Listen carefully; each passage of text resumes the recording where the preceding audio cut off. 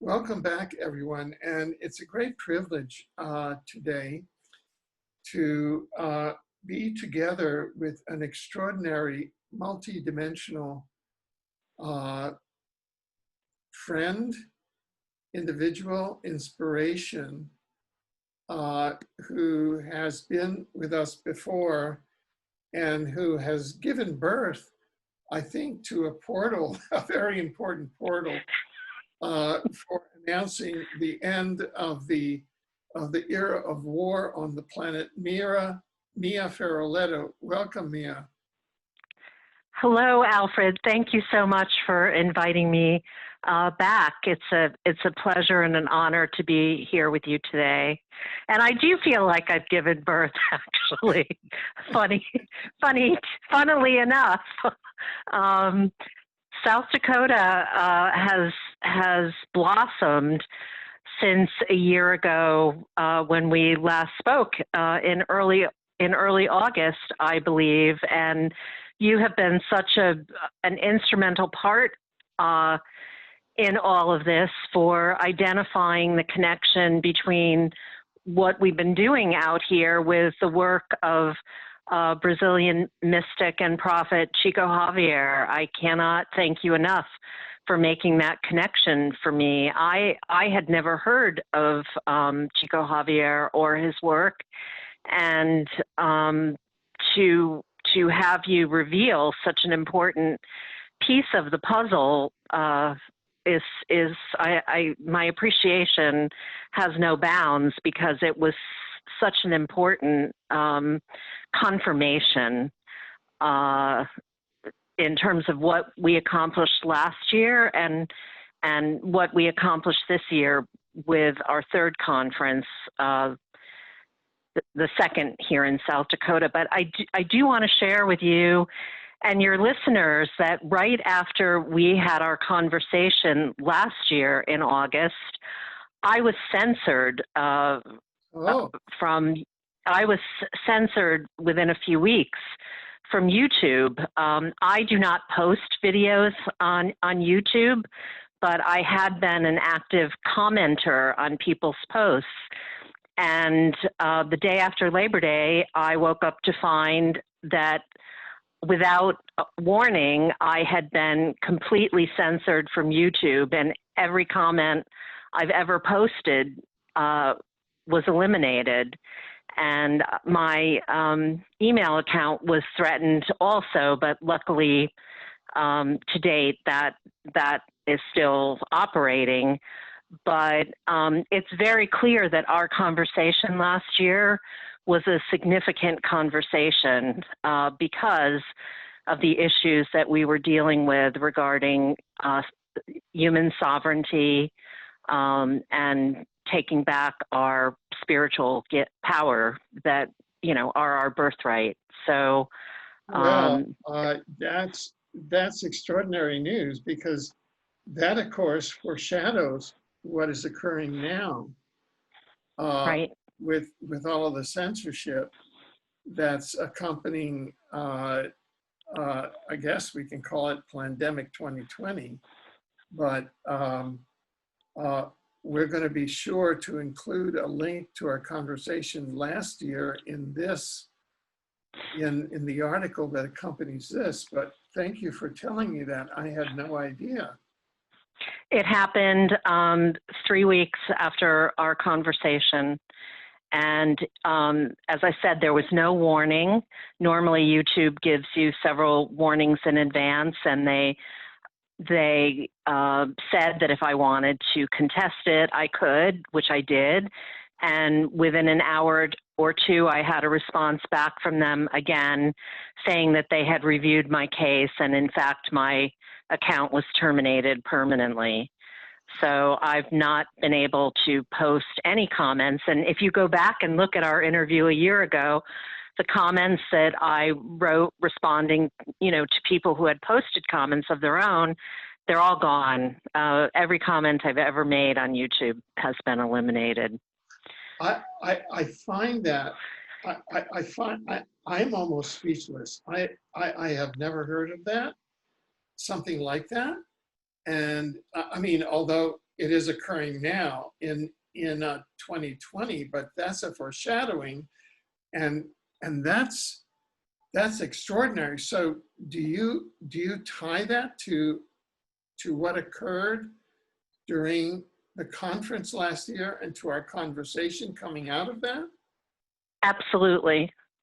Absolutely. There's no question about it. It's, for me, it's a personal confirmation about the work that was done here.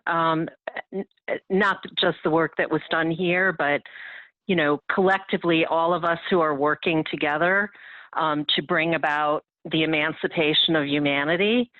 But specifically, you may recall the conference last year originally was supposed to be in May, and the dates had to be moved, and it turned out the dates were moved to the dates that were consistent with the prophecy, with Chico Javier's prophecy of July 19th and 2019, although I had no prior knowledge to any of this until you shared it with me a week or two after the conference. But I had been unable to make things come together for the original dates in May. And coincidentally, my 18-year-old cat Webster died 2 days before the conference, 3 days before the conference was supposed to happen in May. And then my 12-year-old cat Charlie had to be put to sleep 2 days before the conference began in July. And our animals protect us. They actually take energetic and spiritual hits that are headed in our direction as one of their means of service to their loved ones and to the planet at large.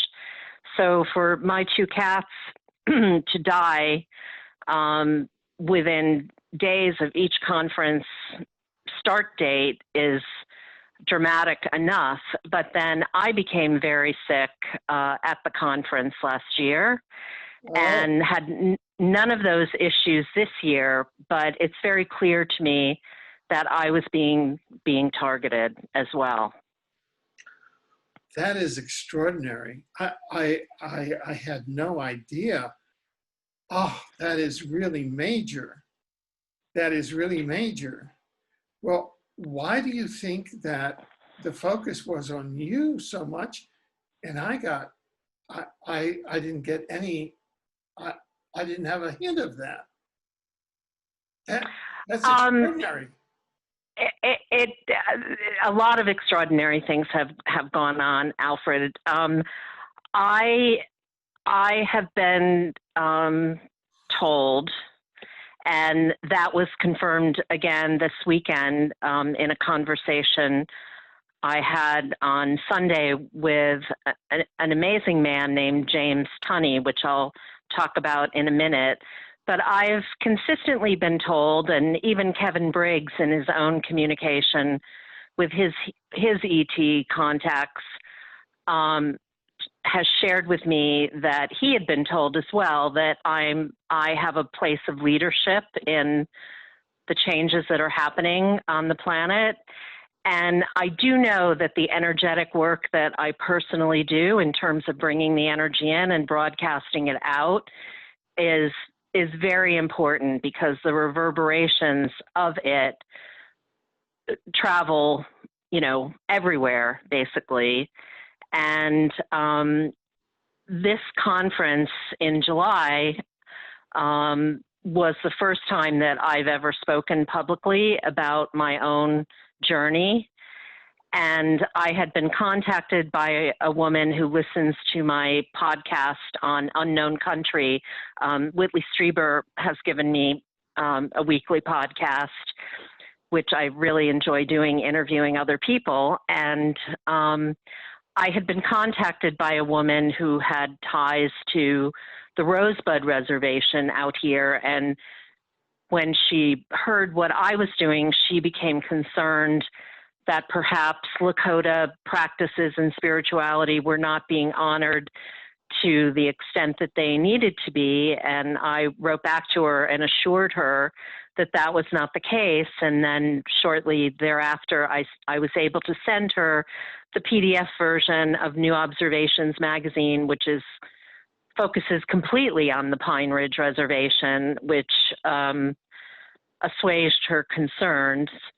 But while I was speaking, at the exact time, and she's in Long Island, New York, she had heart chakra expansions, the likes of which she had never experienced before. And one of our attendees had to leave after 2 days because his mother was hospitalized. And at the same time that I was speaking, he was sitting at home and the house started to shake, literally.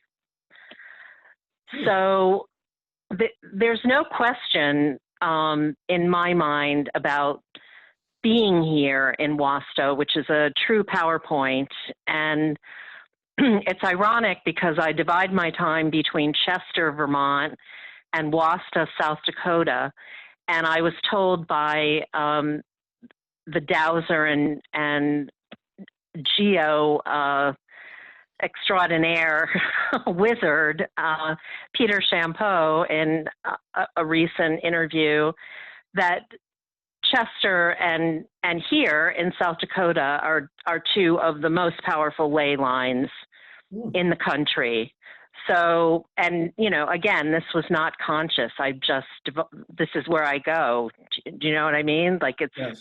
Obviously, I don't believe that any of my activities are random, but to have it pointed out in such a succinct way. The Black Hills are the heart of our country. My personal belief is they're the heart of the world, that humanity, as the Lakota believe, sprang from the Black Hills and then covered the earth.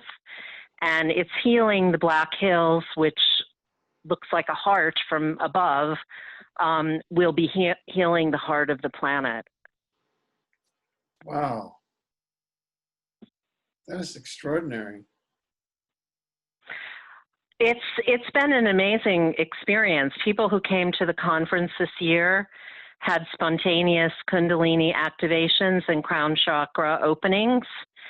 And due to the chaos of the COVID virus, ultimately, Linda Moulton Howe did not feel comfortable traveling. Barbara Lamb's family begged her not to attend. And Whitley Strieber had gotten a special mask through his doctor and felt safe enough to travel. And when he got to the airport that morning, the first day of the conference, his driver's license was not in his license, and he had seen it the day before. So he was not able to join us as well. And people were disappointed. Chief Arvil Looking Horse and his wife Paula spoke to the group. They traveled 12 hours, 6 in each direction, to drive to Wasta to be with us, which was an extraordinary honor. Henry Red Cloud, who is about to be made a chief by the Lakota tribe, is the great-great-grandson of Chief Red Cloud, and he spoke about Chief Red Cloud and the 7th generation, and accompanied us to Bear Butte, which was amazing. You could feel all the ancestors gathering there to be with us. The energy was extraordinary. Each day, the group had a trip out to a specific site, to the Badlands, to Devil's Tower, where it was planned that Whitley would lead a CE5 contact event.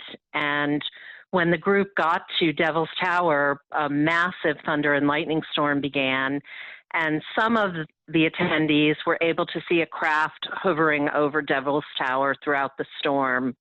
And then they came back to Wasta, and there were sightings here, which was pretty amazing. And then the last night, we went to Bear Butte to meet with Henry. But interestingly enough, for every trip, there would be a rattlesnake in the road, which represented Kundalini activation. So the group was being activated big time. and talking to a number of them, you know, as recently as last night, they're all still activated. They all went back to their communities, as has happened with the previous 2 conferences as well.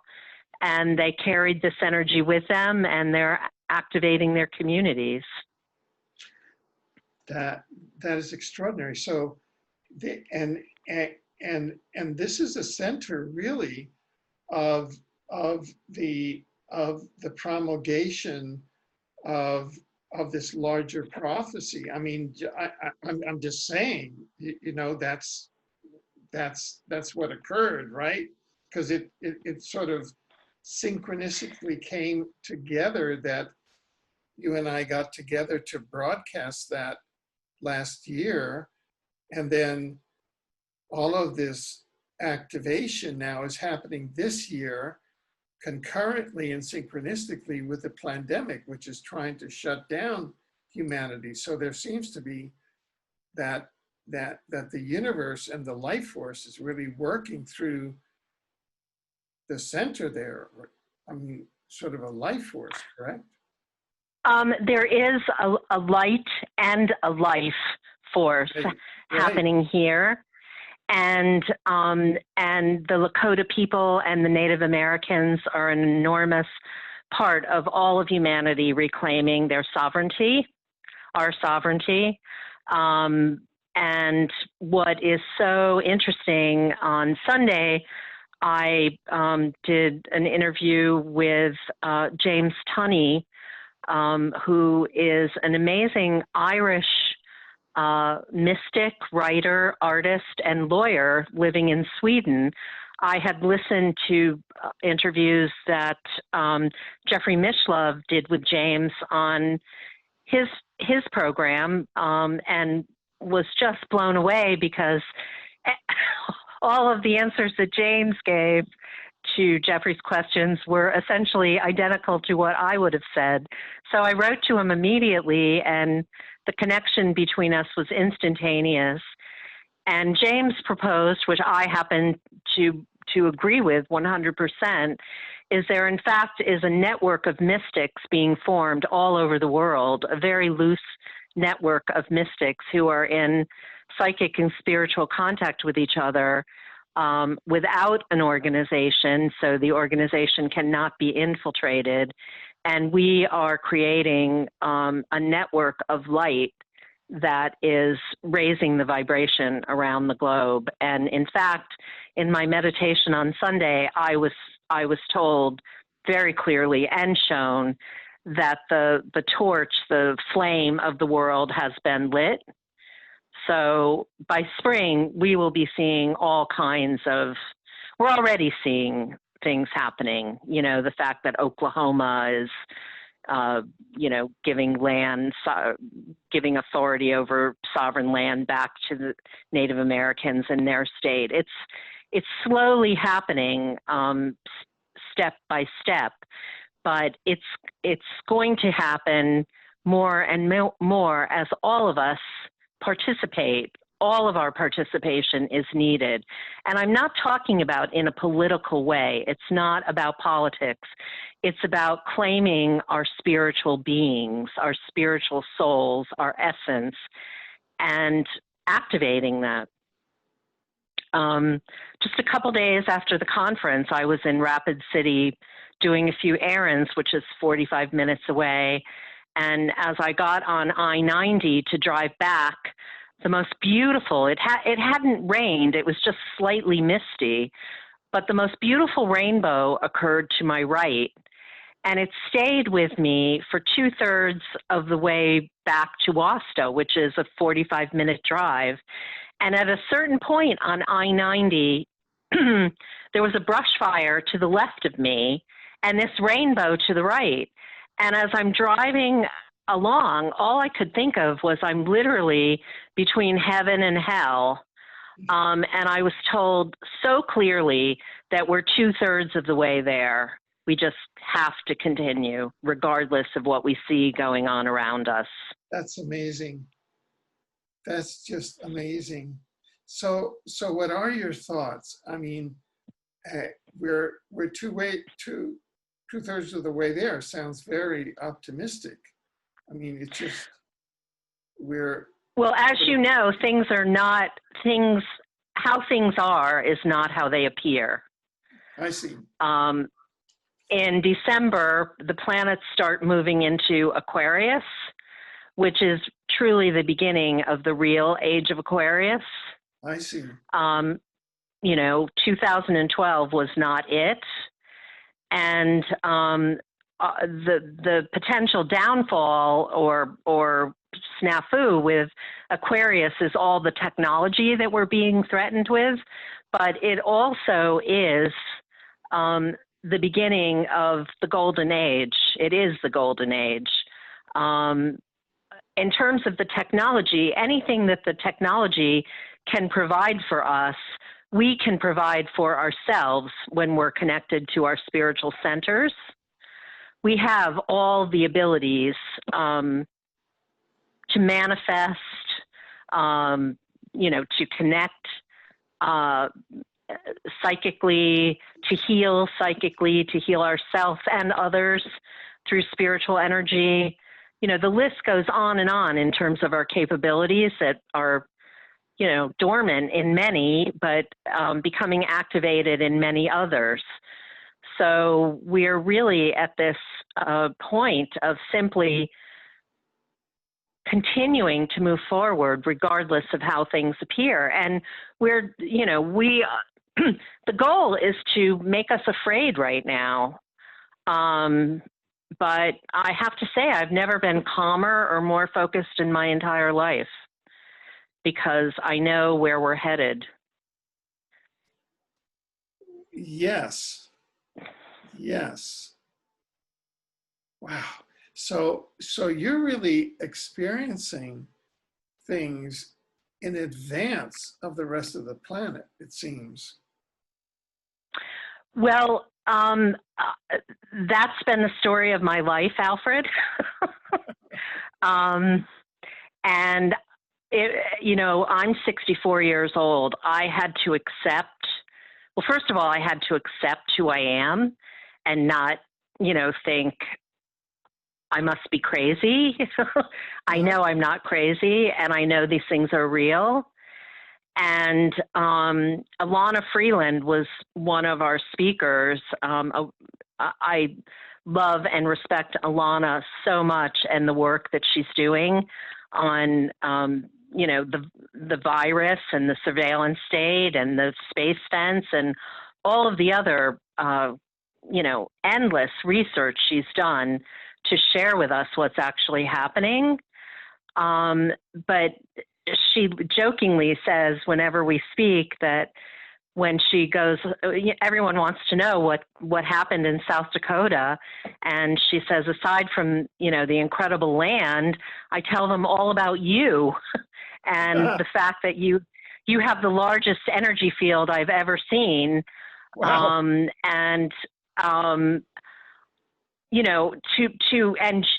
People like yourself, people like James, for me to come into contact with people who are my peers and understand exactly what I'm talking about and experiencing. But this is the time that it's meant to happen. And my first job out of graduate school was at NYU Medical Center in the psychiatric department. I started to take my pre-med courses to go back after graduate school to become a psychiatrist. I really needed to ground myself because, 40 years ago, all of this was extraordinary. People thought you were weird, frankly. But now I'm exactly where I'm supposed to be. Right. So you were foreshadowing all of this then. I definitely was. I was the office manager of the Treasury Department at Sotheby's and supervised 25 people, helped supervise 25 people. And, as an example, the vice treasurer told me that we needed a microfiche machine for the department. And she said, don't worry, it's going to take you a long time to find one. So I sat down at my desk and focused on a microfiche machine. And 15 minutes later, the phone rang and someone offered me a microfiche machine. Oh, so. And I mean, I have hundreds of stories like this that have occurred ever since I was a child. And like Rudolf Steiner, Alana actually contributed an article to New Observations, the same issue which you contributed your article to on Steiner. Steiner found out at the age of 30 that everyone wasn't like him. And I was 30 when I found out that everyone wasn't like me. I always thought, you know, everyone was operating with the same abilities that I had. And I couldn't understand why I would have these misunderstandings with people. And it's because, you know, we were not the same. We were not functioning with the same level of intuition. Interesting. So what do you think you are operating with then? Well, I was tested at Columbia University when I was 19 years old on right-left brain hemisphere activity. And I was told at the time that out of everyone they tested, my brain was the most balanced. So I understand that I process things on both sides of my brain at the same time, simultaneously.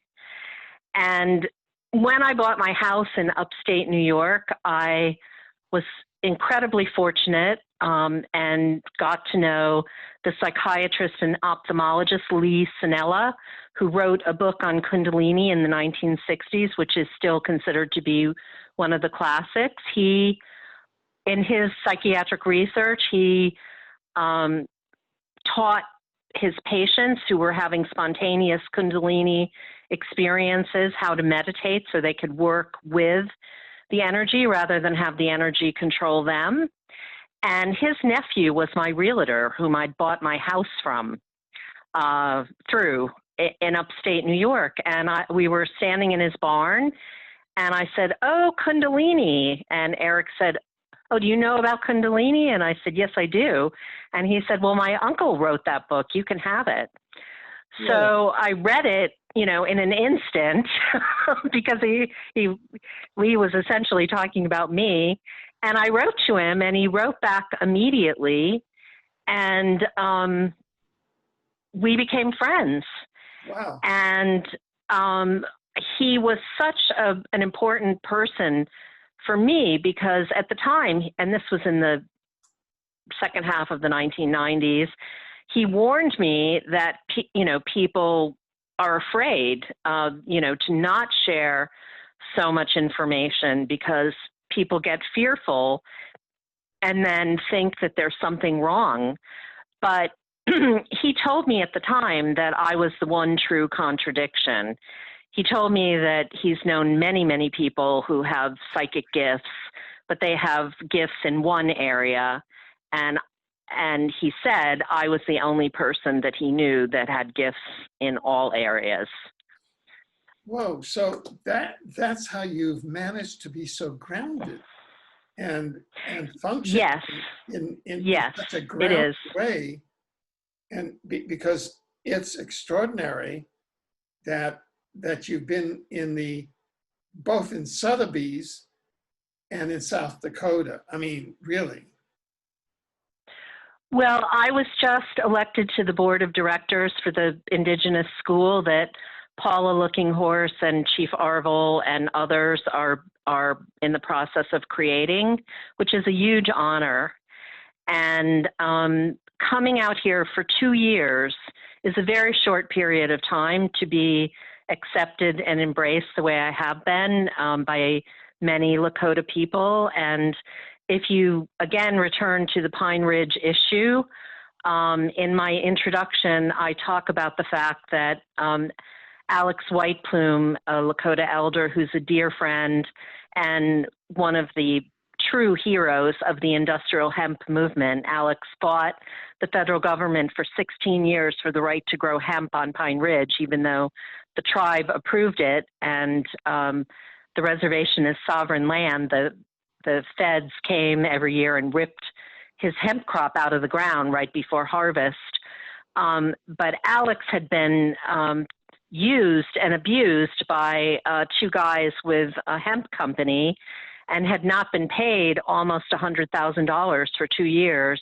And because of New Observations magazine and the introduction that I wrote talking about this, and the fact that Vote Hemp, one of the primary hemp organizations in America, sent the magazine out to 35,000 hemp supporters and businesses, Alex is being paid without having to go to court.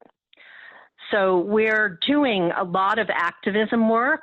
The magazine also has over 40 paintings by Leonard Peltier, as well as a small interview we did with Leonard from prison. And there are things that are happening as a result of the work that we're doing with Leonard that I cannot speak about publicly yet. But the magazine has gone all over the world, and this was the first time that Leonard's art has been reproduced in this way to such depth. And, you know, coming from NYU Medical Center as I do, and the art world, which among other things, I created Art Walk New York, which raises $1 million annually for Coalition for the Homeless. I've curated museum shows. I've had an art gallery. I'm an artist myself. There's no way that a murderer painted those paintings. Well, now, no, sure. We're actually going to be exhibiting a painting of Leonard Peltier along with this interview in his place, so people will be appreciating.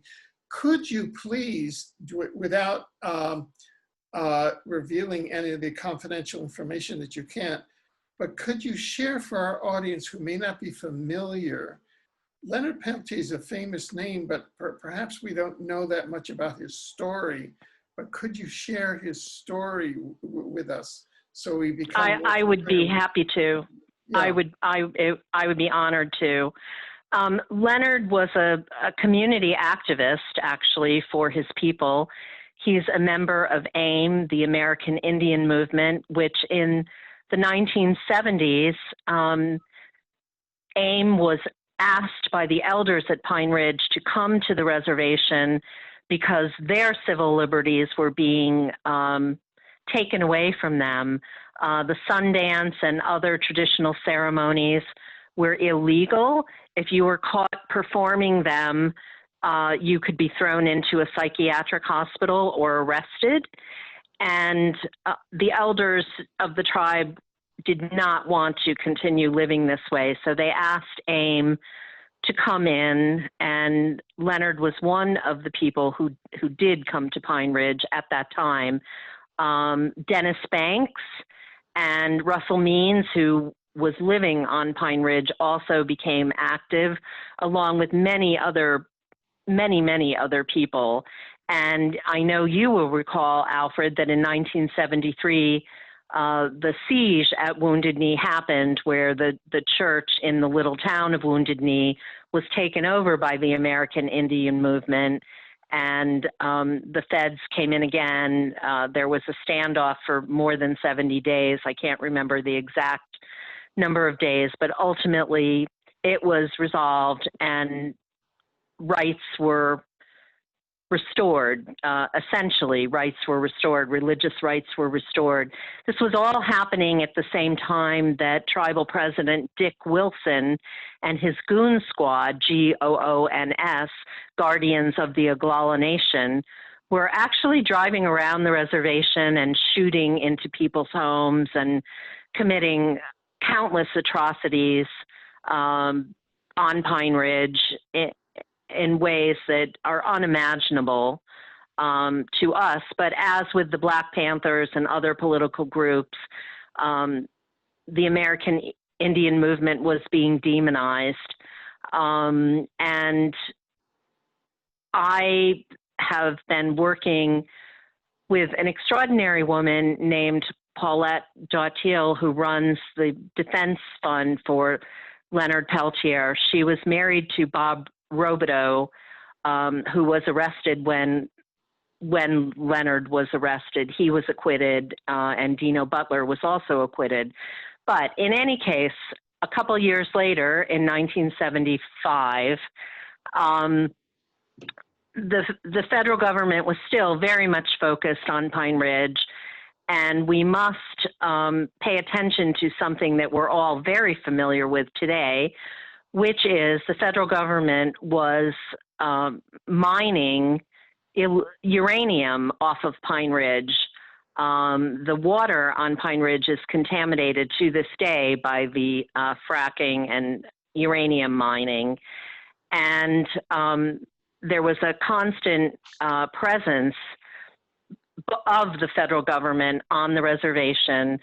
And again, AIM, the American Indian Movement, was very much focused on Native rights, ending poverty, you know, the issues that are so prevalent still today on Pine Ridge, almost 50 years later. Pine Ridge is the poorest place in America. The average person is living on $4,500 a year. It's extraordinary. It's absolutely extraordinary, yet they are the community that is richest in spiritual knowledge and connection to the earth. So it's a real dichotomy. So this one particular day, two FBI agents, under the guise of chasing somebody in a particular type of vehicle, a pickup truck, a red truck, drove onto the Jumping Bull property. They were pursuing someone who had supposedly stolen a pair of cowboy boots, and they were shot and killed. And Dino Butler, Bob Robideau were arrested, and Leonard Peltier escaped to Canada and was in Canada for quite some time before the federal government used illegal means to get him extradited from Canada. Canada has tried to bring him back. You know, they pursued the federal government here to try to get Leonard back in Canada. But for 45 years, Leonard has been in prison, even though ballistics evidence shows that his gun did not kill these two FBI agents. And he has health problems. He's in his 70s. He has learned how to paint in prison, hence this painting that your audience will see. And he's a very gifted artist. But he is considered by countless people around the globe, including Amnesty International, Desmond Tutu, Nelson Mandela supported Leonard and asked for his release.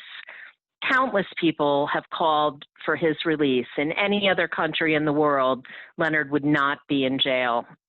Only in America, because we need to hold someone accountable for the death of these two FBI agents, even though they were way out of line going on to the Jumping Bull property. And it's a tragedy that they were killed. It's a tragedy for them. It's a tragedy for their family. But as we see on the news every day now, law enforcement is abusing their authority, and that has to stop as well. So a lot, you know, is still very much the same it was 50 years ago. So Leonard is in prison, and his supporters are still very active around the globe. He has written a book called, I don't have it in front of me, but the title basically says that his imprisonment is his Sundance. He is doing this for his people. And there's an extraordinary book by Peter Matheson called In the Spirit of Crazy Horse, which discusses this whole case and lays out all of the evidence, which clearly states that he is innocent. So where my story... Have people, have groups appealed for presidential pardons? Yes, and currently Native Americans in Congress and others are appealing. One of our attendees is a friend of Timothy Geithner and Colin Powell and Donald Rumsfeld, and has written over 40 letters since he's been at our conference, looking for support from his friends on Leonard's behalf. There have been appeals. My personal belief, as with Damien Eccles and Johnny Depp, is we need a celebrity to make this his case, to make this his mission, and get out there. And I'm hoping that the art world will take up this cause in a major way, because not only is the contemporary art world influential financially in terms of, the extraordinary prices that a single painting is bringing into the economy, but artists are still the shaman, the visionaries for our culture. And again, Leonard needs to be freed. He's an extraordinary man. I hope to meet him in January. I'm going down to Florida. We can post his address. He's a wonderful correspondent in case people would like to write to him. But he is a leader. And of course, at this moment in time, when Native Americans are looking at reparations, it's important to note that the Black Hills, every treaty that the U.S. government made with Native Americans has been broken.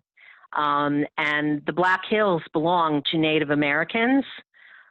So the federal government has tried to pay them for the land to the tune of several $1 billion, and the tribes will not accept this money. They don't want money. They want their land returned. So for Leonard, who is such a symbol of Native American power and sovereignty, for him to be released is a huge concession for the government, and he's being used as a figurehead, actually, to keep the people down. But as I write in my introduction, it's not just about keeping Native Americans down. We've all been kept down at this moment in time, and we're all on an equal playing field. We are in the time of the seventh generation, where people of all colors have to come together and work together for our good and the good of the planet. Right. Well, thank you for that background, and I'm for waking all of us up to Leonard and to what his larger being means. He's extraordinary. He has a wonderful sense of humor, a keen intellect, and he just, he is a warrior, but he's also someone who, if someone needed their car fixed or money for food, but that's the Lakota way. The Lakota will give you everything they have, because that's their tradition. That's what they believe. There is no word in Lakota for liar or lying. And they believe that, they're based on an oral tradition. They believe when you write an agreement down, it simply is the indicator that you're going to break it. And that's been their reality. Everything that, the U.S. government has written down with them has been broken. Wow. So, you know, when you return to their, you know, basic belief system about life, or the teachings of Jesus, or, you know, countless other spiritual traditions, the similarities are far greater than the differences. We all know how we're supposed to live. We all know how we're supposed to treat each other. And my personal belief is that more and more people, as more and more people wake up, that this disparity, this authority will no longer be able to stand. People seeing others who are living in their truth and standing in their truth will no longer have the will to take this position of greed and using and abusing others. They'll just understand innately that it's not the right way to go. It's not acceptable. It's not who we are. And so this is this sort of deep understanding of Lakota Way is probably why the interdimensionals who were present at last year's conference and who came down chose that portal to come through. I'm just projecting here, but because they're sending a message to humanity, do you think? I mean, I'm just kind of conjecturing here. Well, I think you're right. Alfred Whitley has shared with me that the ETs have told him that they are most concerned about the Native Americans. And that is because the Native Americans have carried the seed of humanity for all of us in terms of the right, you know, the way of the right thinking. And I'm not saying for a moment that all of the problems that exist in the white world don't exist in Pine Ridge. They certainly do. You know, there's all kinds of, you know, alcoholism, drug abuse. You know, there's all kinds of horrible things happening. And I'm not blind to that in any way, shape, or form. But, you know, the worst alcoholic on Pine Ridge that I have met carries that spiritual dimension to their being. And it's unmistakable. You cannot interact with them and not be aware of that. It's ever present. So they have carried this, and Indigenous people all over the world have carried this for the rest of us. Right. And here in Canada, that's the case also. And having looked at the various investigations of, to use an overworked term now, but the deep state, but i.e. sort of the matrix powers, the settler powers of the monarchies, the exploitative capital that came in, they came in with genocidal intent, always trying to genocide the Native Americans, both in the United States, in Canada, and in South America, precisely to genocide that higher spiritual order. Is that not the case? It is the case, and to eliminate them, to steal their land. Right. Right. And, yeah. And that's not only in the United States, that's here in Canada as well. And that's true in South America as well. I'm sure it's in Australia and New Zealand. It's all over the world. Right. And we are so good at pretending, you know, at wearing a mask and pretending to be other than who we are. And, you know, Harold Pinter's 2005 Nobel acceptance speech talks specifically about the face that America wears, which has nothing to do with the reality of America. And my personal belief is, you know, Donald Trump is the catalyst right now for showing us, you know, for bringing up what has been swept under the rug. It's all there. It's all there.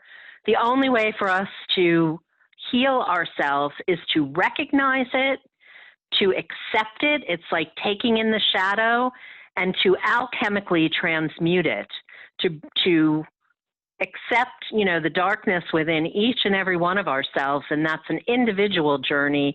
It's an individual course of action. And that's where this battle is actually being fought, individually within ourselves. And then when we do that, everything around us will change. The world will change instantaneously, overnight. Right, right.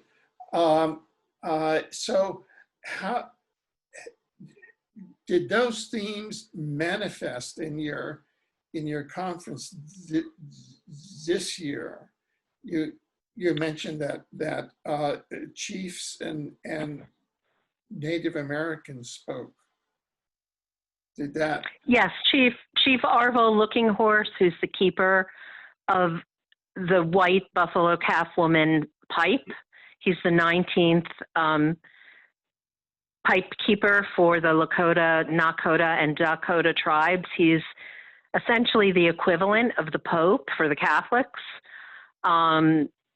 He spoke about the moment in time where we find ourselves right now, and that we're at this critical juncture of where things could go either way.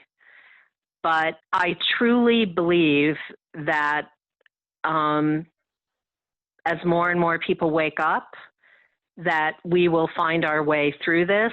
And I truly believe that by spring, there will be many more indicators of the fact that humanity is winning. I personally believe in time and space, we have already won. We're just not seeing that reality yet. Right. So we're 2/3 of the way there now. So how do you see the role of the indigenous, and specifically in North America, the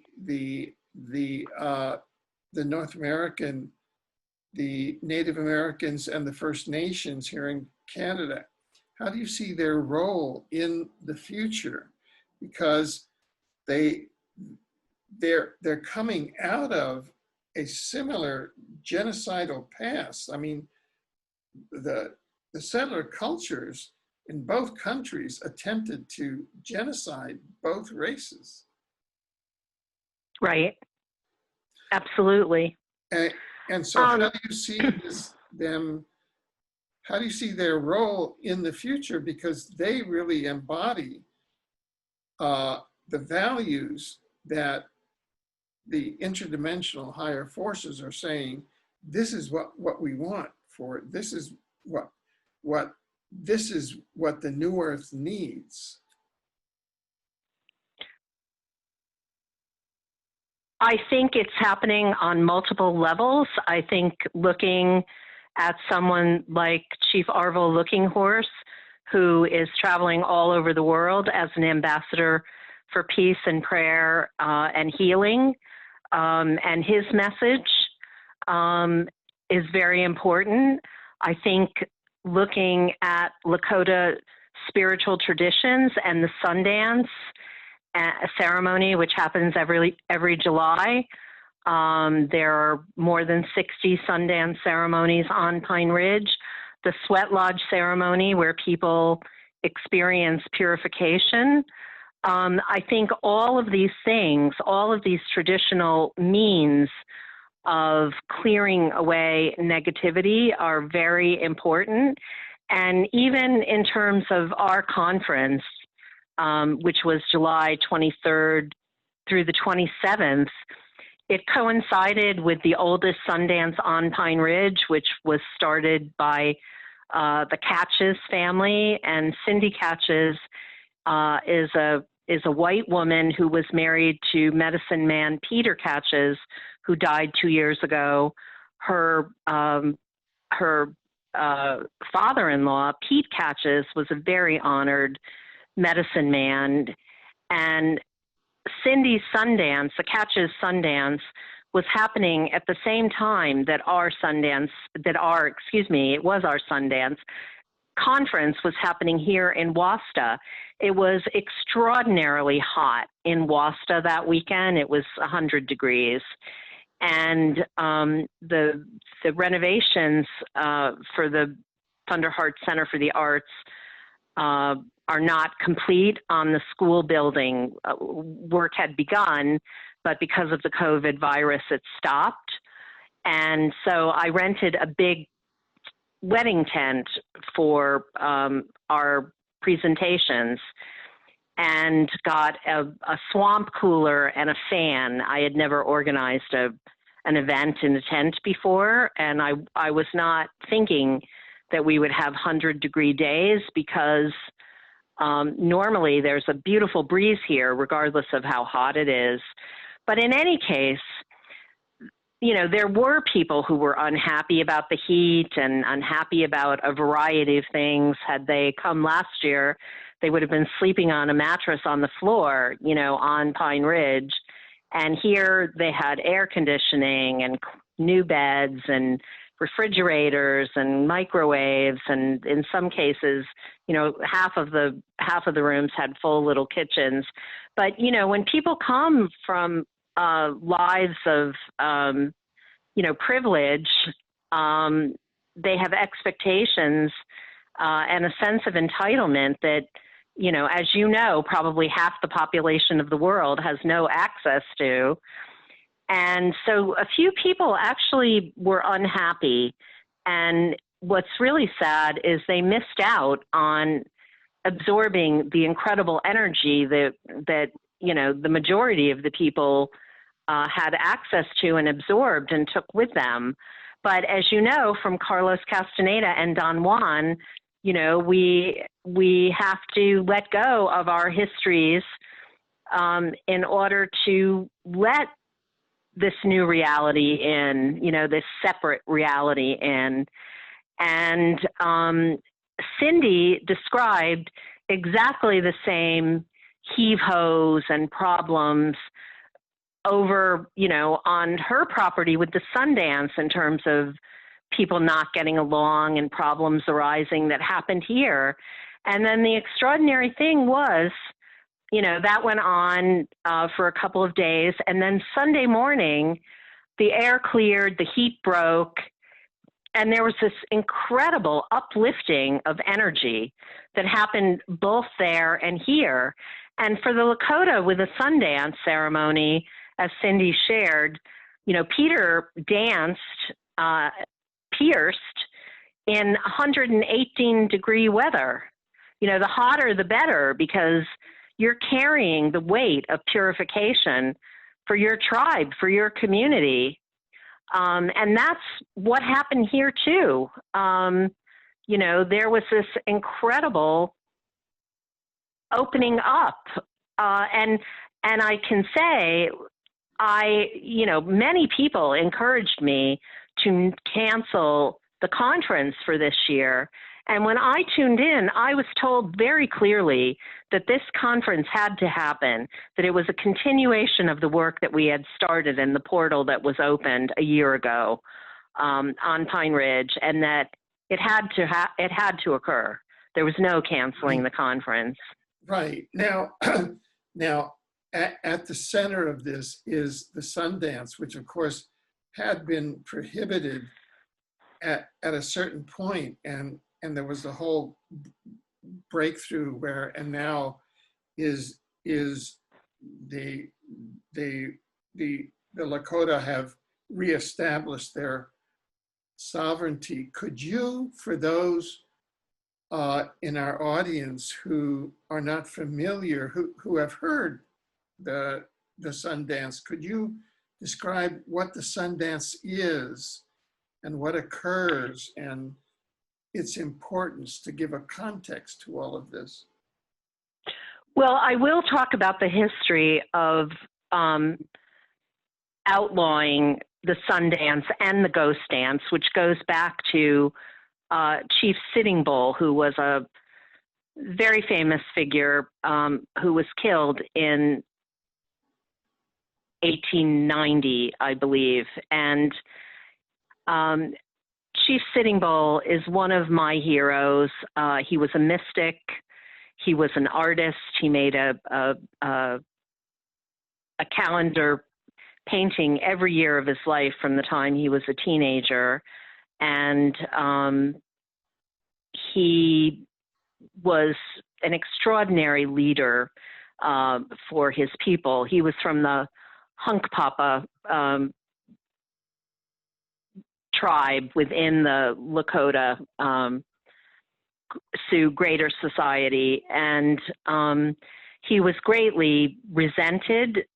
He was one of the leaders in the Battle of Little Bighorn. He was the only chief left standing that the cavalry did not take out. And when the federal government was trying to take even more of the Black Hills because of finding of gold, he refused to go along with it. He refused to sign any of the treaties. And as a result, he was killed. And the ghost dancing, while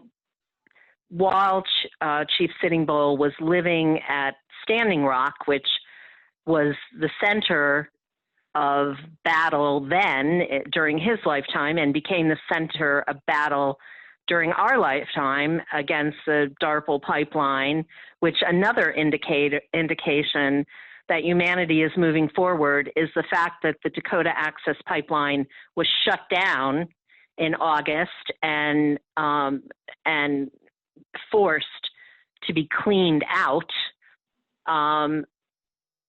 The Dakota Access Pipeline and Standing Rock is the first time in 100 years, more than 100 years, where tribes, hundreds of tribes from all over the world came to Standing Rock, came to North Dakota, and stood together in solidarity against this pipeline going through Native territory. And not only that, the veterans came together as well to stand with the tribes, stating, first apologizing for what the U.S. government has done to Native Americans, and secondly, to stand in solidarity with them against this company and against the federal government authorizing the Dakota Access Pipeline. And going back to New Observations magazine for a minute, there's an extraordinary piece by Chase Iron Eyes, who's one of the leaders at Standing Rock. He's a lawyer. He works with Danny Sheehan at the Lakota Law Project and Lakota People's Law Project.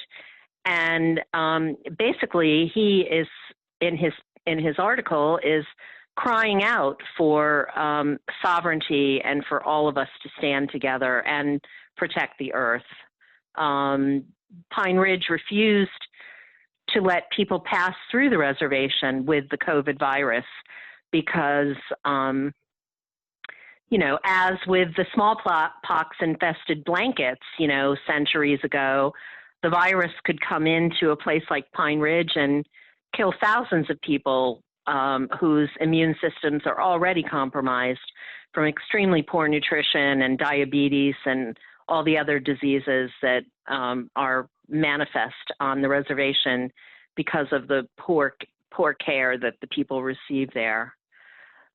So all of these things are happening simultaneously, and the ghost dance was a huge threat during the time of Chief Sitting Bull, and the Sundance became a huge threat and was practiced in secret until the 1970s when AIM came back. It's a purification ritual.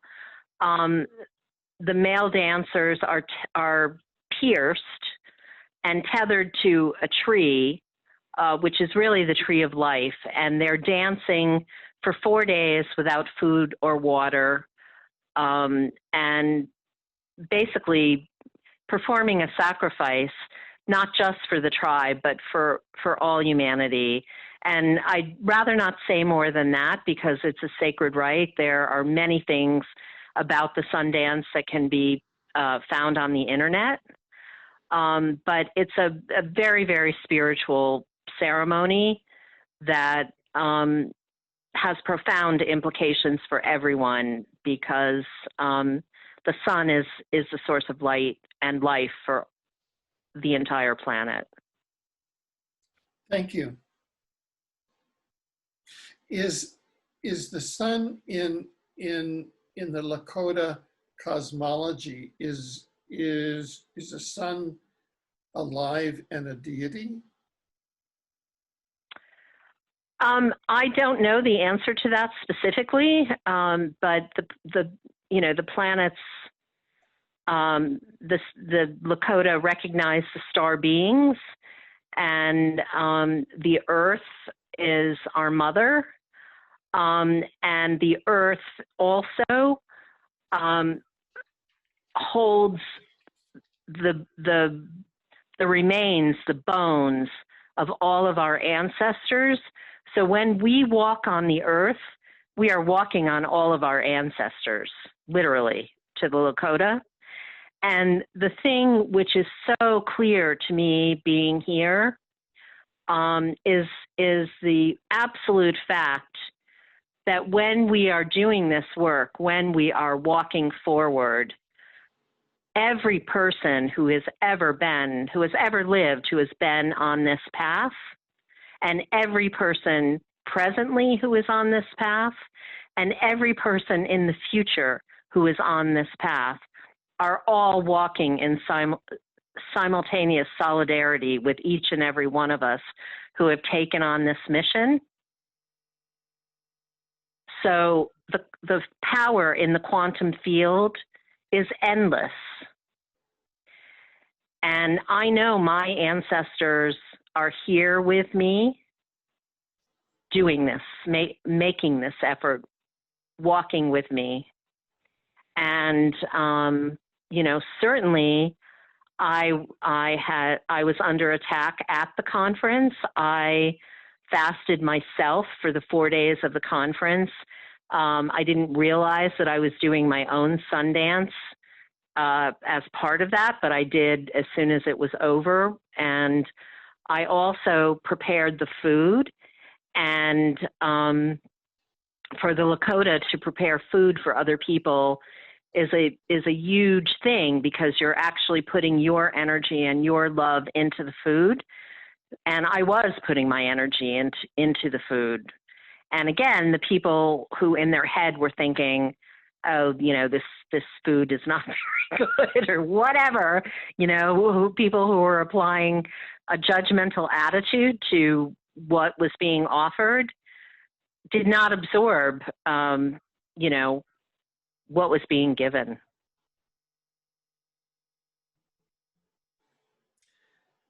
Now, there were, I think I read that there were interdimensional appearances at this year's as well, correct? Or well, there were crafts. There were consistent craft. In terms of interdimensional, there were interdimensional appearances last year. Mm-hmm. There were angelic orbs, hundreds of them, surrounding the car that Kevin Briggs, whom you know, was driving, and that Whitley and I were in, and they accompanied us the entire 25 miles to the Badlands from where we were staying on Pine Ridge.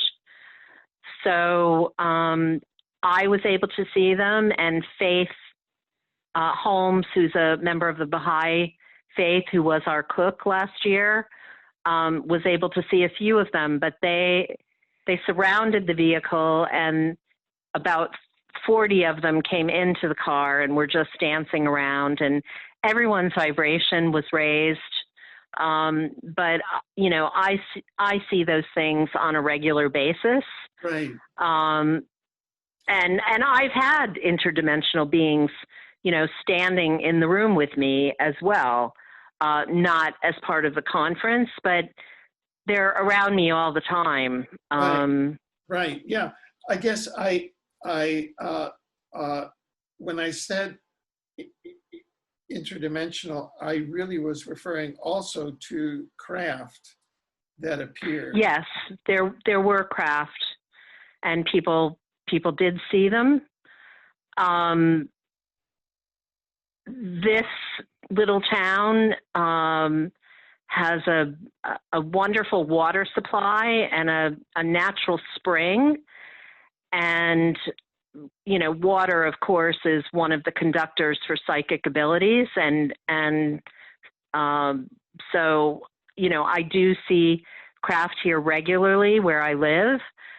But to be honest, Alfred, I listened to what other people said in terms of what they were seeing, but I would wake up at 5 in the morning and begin work and fall into bed at 11 o'clock at night without stopping for a moment.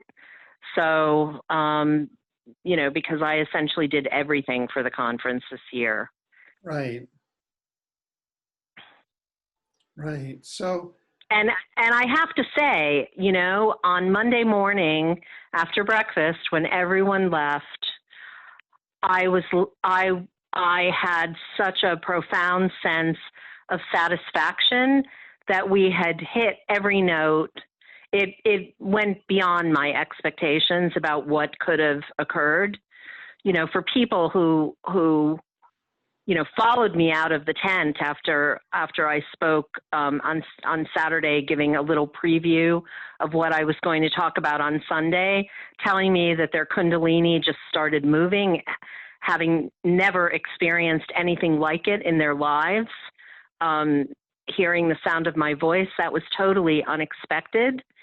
And, you know, my guides told me that this conference was really supposed to be about people connecting with each other. You know, groups of people got together and did their own meditations and sat outside at night after returning from whatever trip we had planned for that day, and did their own CE5 initiatives, making contact and doing healing work for others.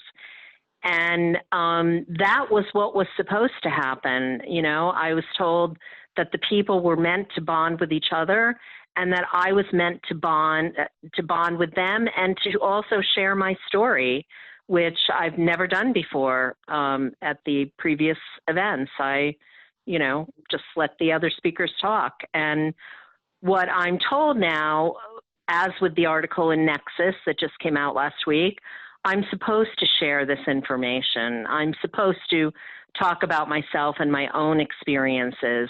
All of these things happened for me with a full-time job.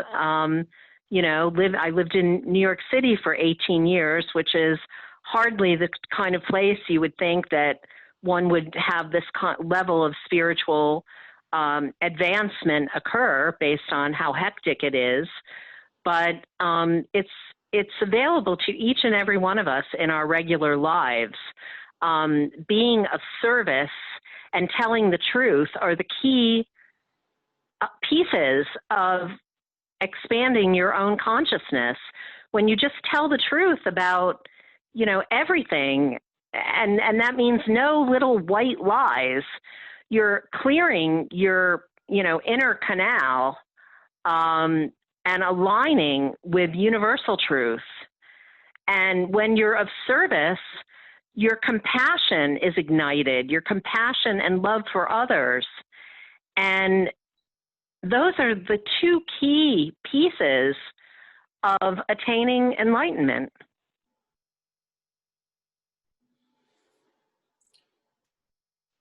Yes. Yes. So this is, you really have a direct connection to what some people call frequency ascension of the planet, and that is that the ambient frequency of the planet is increasing, and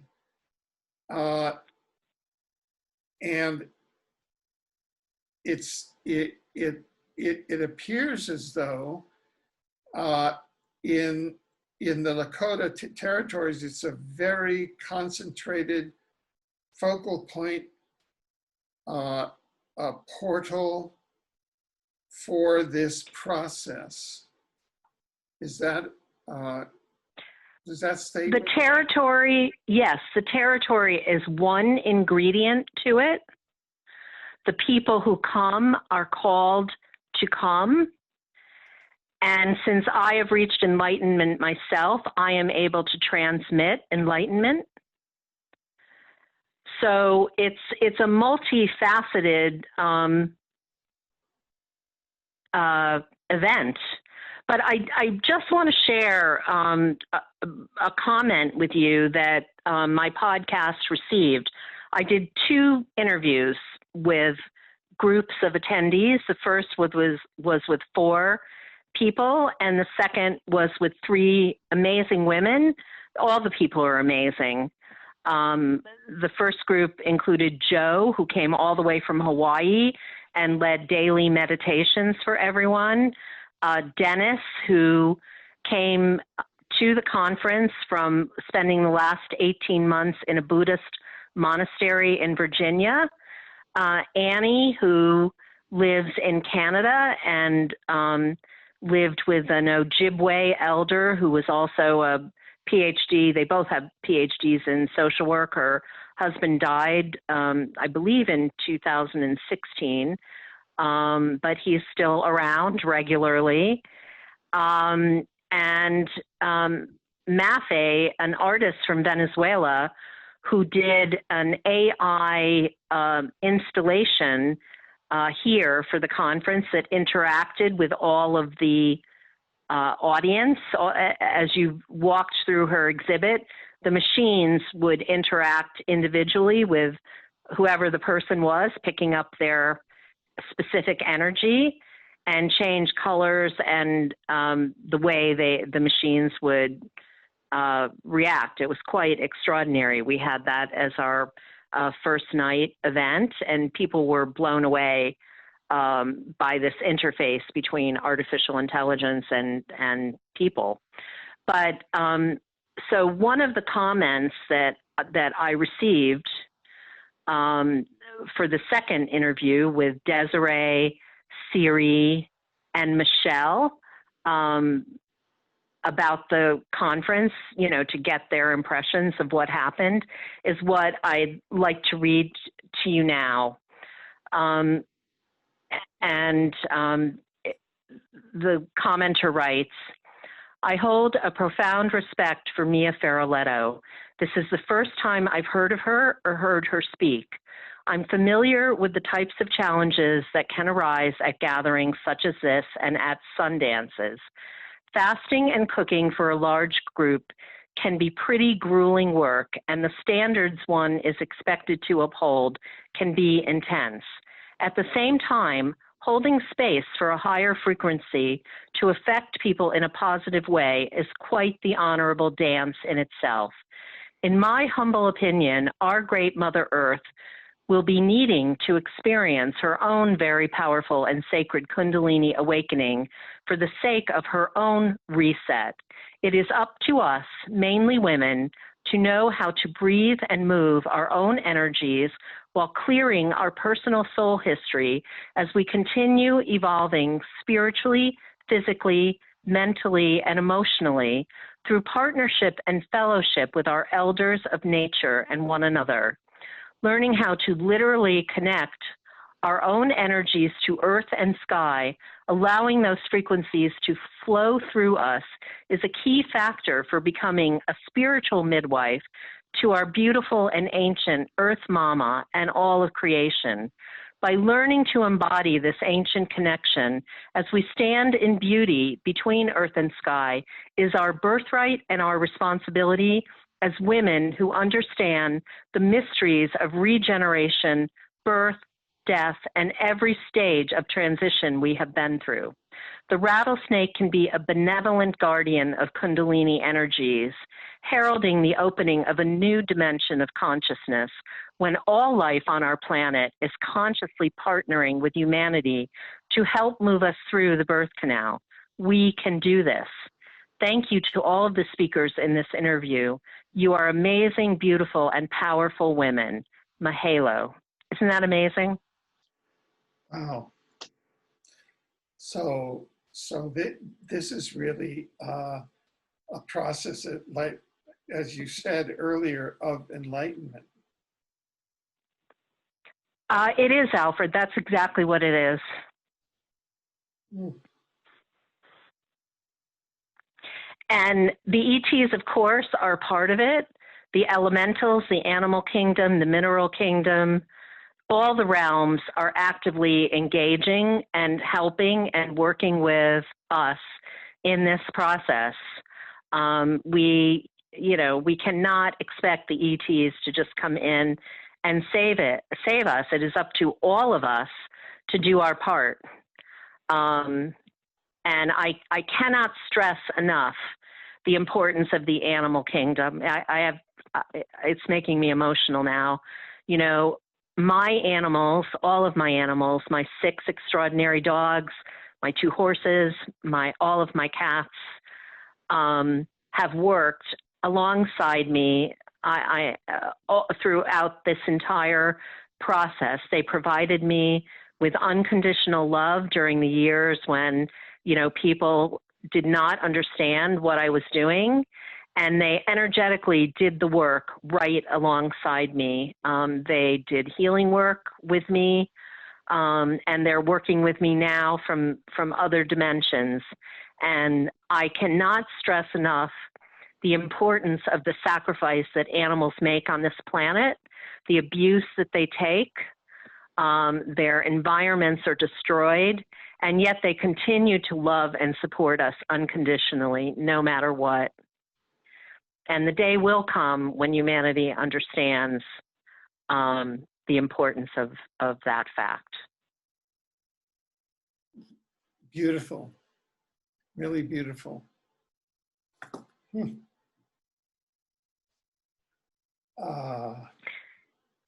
They're angelics here on Earth. Right. Now we're coming up to the closing minutes of this segment, and I'm wondering if there are any if there's anything that you really wanted to share with the audience that you haven't had a chance to. I know that we've covered a lot of territory, but perhaps there was something that you hadn't had a chance to bring up. Well, I'd just like to say to please be mindful of your words and your thoughts. You have tremendous power to manifest in your own lives and to influence the collective. And even if you think that you don't, I can assure you that you do. So please be mindful when you're feeling down or angry. Do not just release it to the world. Anger is an incredibly powerful emotion that can be used in such a positive way. It's directed properly. It's a source for powerful change. But really stop and think about what you're feeling. Acknowledge that emotions are transitory things. They're fleeting. They're not real. They're ethereal. And really focus on how you express yourself to yourself and to others. Tell the truth about how you're feeling. On the most basic, level, tell the truth. I mean, if your friend comes wearing this ghastly dress and wants to know what you think, just say, you've looked better. You don't have to get into, negative details, but every time you obfuscate, you're actually, impacting your own inner light, your own inner channel. Just be honest about everything, and you will be amazed at how quickly your inner life cleans itself up all by itself. You'll be vibrating at a higher frequency. You'll be expressing yourself at a higher frequency, and you'll be attracting exactly what you want into your life at a higher frequency.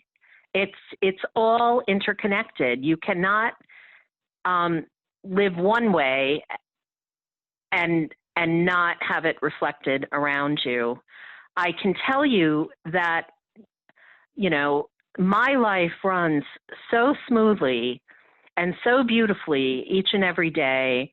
I'm doing exactly what I want to do, which is work, work, work.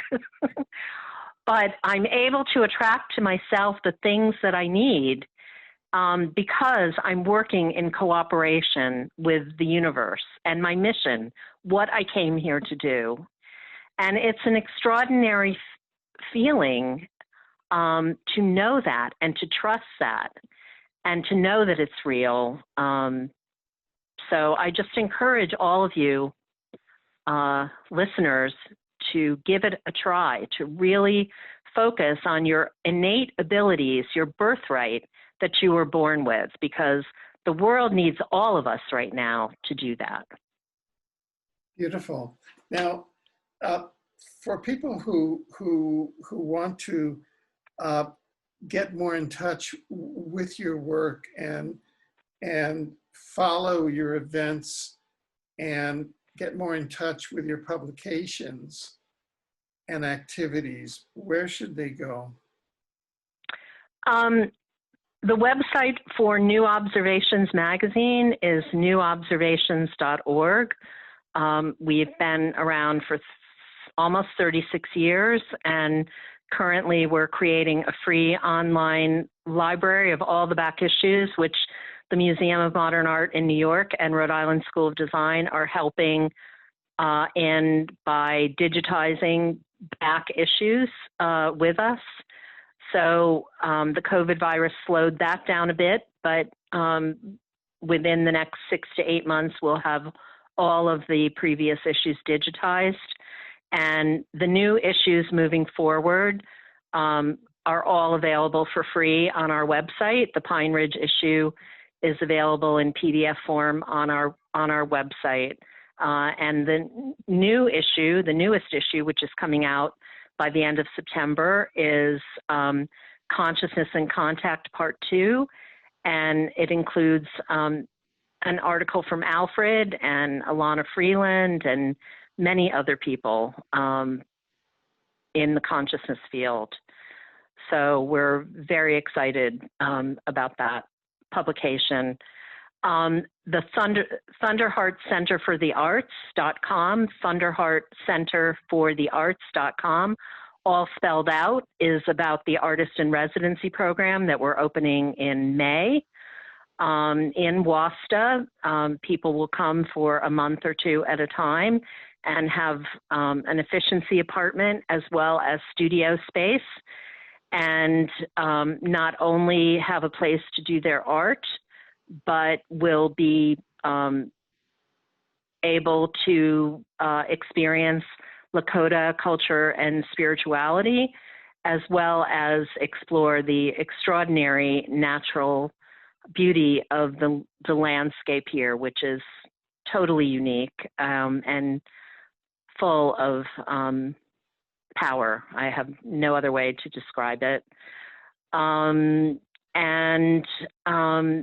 We are launching the Adopt an Artist program in December, which I'm not at liberty to talk about until then, but that will be an amazing extension of the magazine and the residency program. And I'm reachable at my my website, my email address, which is Mia, M-I-A, Feroleto, F as in Frank, Eroleto, gmail.com. And Alfred, if we could list the information for Leonard Peltier and his defense fund in case people would like to support him, that would be amazing. Yes, yes. And please send that to me if I don't have it. I will, definitely. Great. Oh, you've covered so much, and you have given us, as you say, the light and life of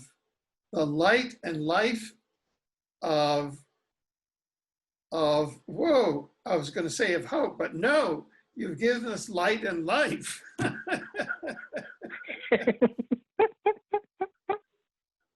Well, the Lakota have a saying, a beautiful saying, which is Matakie Oyasin, which is we are all related. We are all related, all of us, the four-legged and the two-legged and the rocks and the grass and the trees. We are all related. And when we start living that truth, everything falls into place. Everything, magically, beautifully, divinely falls into place for us and for everyone around us. That's not a fairy tale. That's a fact. Yes. Wow.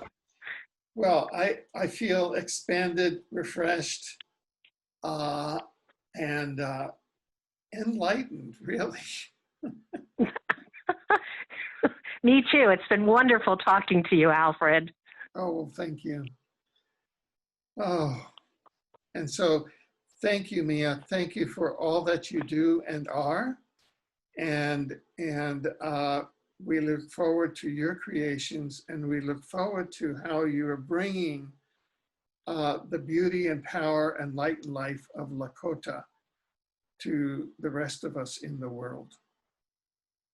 It's my honor. It's these are my people. I was clearly, a member of the tribe in another life or another dimension, but I'm here and I'm really grateful to be here. Very good. Thank you. Thank you so much, Alfred. Certainly.